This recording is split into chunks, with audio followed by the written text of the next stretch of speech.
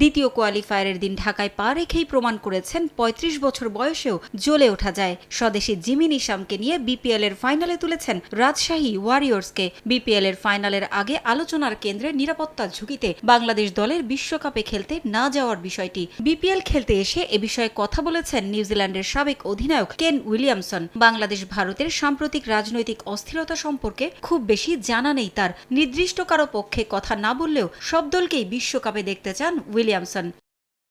সংক্ষিপ্ত সংস্করণ থেকে অবসর নিয়েছেন গত বছর, তাই এবার টি-20 বিশ্বকাপে নিউজিল্যান্ড দলে নেই ৩৫ বছর বয়সী এই ক্রিকেটার। তবে এবারের বিশ্বকাপ বেশ প্রতিদ্বন্দ্বিতামূলক হবে বলেই বিশ্বাস তার।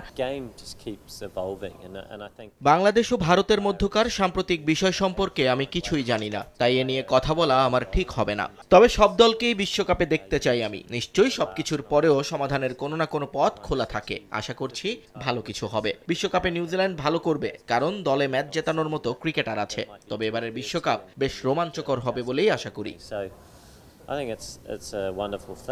আইপিএলে সাকিব আল হাসানের সঙ্গে খেলার সুখস্মৃতি আছে উইলিয়ামসনের। এখানে এসে সাকিবকে মিস করেছেন টেস্টে নিউজিল্যান্ডের ক্রিকেট ইতিহাসের সর্বোচ্চ রান সংগ্রাহক। মোস্তাফিজের আইপিএল থেকে বাদ পড়ার বিষয়েও প্রশ্ন ছিল এই তারকার কাছে। সাকিব আল হাসানের সঙ্গে আন্তর্জাতিক এবং আইপিএল সহ একাধিক ফ্র্যাঞ্চাইজি ক্রিকেটে খেলার অভিজ্ঞতা হয়েছে আমার। সে বিশ্বের অন্যতম সেরা অলরাউন্ডার। দীর্ঘদিন ধরেই চমৎকার পারফরমেন্স করে আসছে। 2018 সালে সানরাইজার্স হায়দ্রাবাদেও আমরা একসঙ্গে খেলেছি। মোস্তাফিজের বাদ পড়া সম্পর্কে আমি তেমন কোনো মন্তব্য করতে চাই না, যেহেতু আমি এই বিষয়ে তেমন কিছু জানি না। তবে আমার দেখা বাংলাদেশের অন্যতম সেরা পেসার সে। বিপিএল এর ফাইনালেও রাজশাহীর জয়ে অবদান রাখতে চান উইলিয়ামসন। বাংলাদেশের দর্শকদের প্রশংসায় ভাসিয়েছেন এই কিউই ব্যাটার।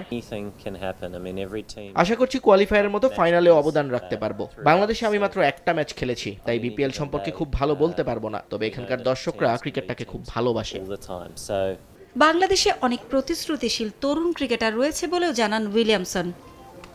পারভিন আক্তার, সময় সংবাদ, ঢাকা।